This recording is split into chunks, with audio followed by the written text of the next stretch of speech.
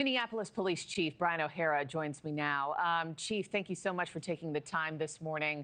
I'm so deeply sorry for what has happened in your community. How is your community doing in the wake of this horrific violence?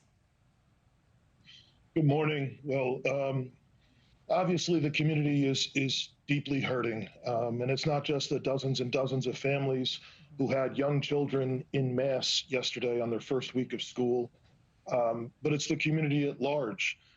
And certainly, we cannot begin, I can't, as a parent, begin to think what the parents of those two young children are going through and will suffer through for the rest of their lives. However, we also can express our appreciation for the amount of love and support that's been pouring in from our community, literally from all across our great country. So we're especially appreciative of that. Yeah. Well, I know we're just gutted for your community, and I know their sense of safety has been shattered after this. Let's talk about motive right now. We know that no official motive has been shared at this time. I know you shared early this morning investigators still haven't found anything specific that would help to identify that, but we've seen a lot of the evidence that investigators are now pouring through: the manifesto, the gun magazines with the threats painted on them. What more have you pieced together overnight on the shooter and their possible motives at this time? Well, certainly we understand the public's desire for us to provide a motive, but I think ultimately at the end of this, we will not be able to bring sense to what is truly a completely senseless tragedy. We still have literally hundreds of pages that our investigators are going through with the help of the FBI. A number of things that we found so far are just really some very disturbing writings and a whole lot of hatred towards a whole lot of people and various different groups. And we have not been able to identify a specific motive, a specific reason, or a specific triggering event that would have caused him to target this school and this church. We do know that he had previously been a member of the parish there. He had previously attended the school there. His mom had worked there. But unfortunately, I mean, this does seem to be what is all too common in our country, which is this classic pathway to violence of just a deranged person who's looking to cause, mass violence for their own personal notoriety. And carnage.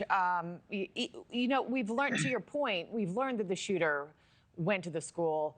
His mom was an employee there. Was this a person that was ever on the school's radar or the community's radar in raising red flags in any sort of way?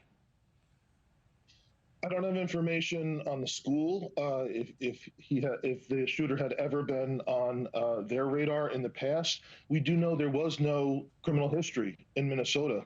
I don't believe there were any state mental health commitments for this person. But it does seem from the evidence that we have that this had been going on for a long time. This sort of fantasy or idolizing previous mass shootings is not something that's new. It does seem that the shooter had these views for some time. Yeah, a very sad and disturbed person. Who else are you talking to within his inner circle? Family, friends? And is it your belief that somebody knew that he was troubled and didn't say anything, or possibly even aided and abetted him, sir? So there are literally dozens of interviews that have been conducted, and we've gotten help literally from all of federal law enforcement, and our state and county law enforcement partners have, conducting that. There's nothing that stands out that we're prepared to release at this time. But again, we're just trying to do everything we possibly can to follow the evidence to its logical conclusion.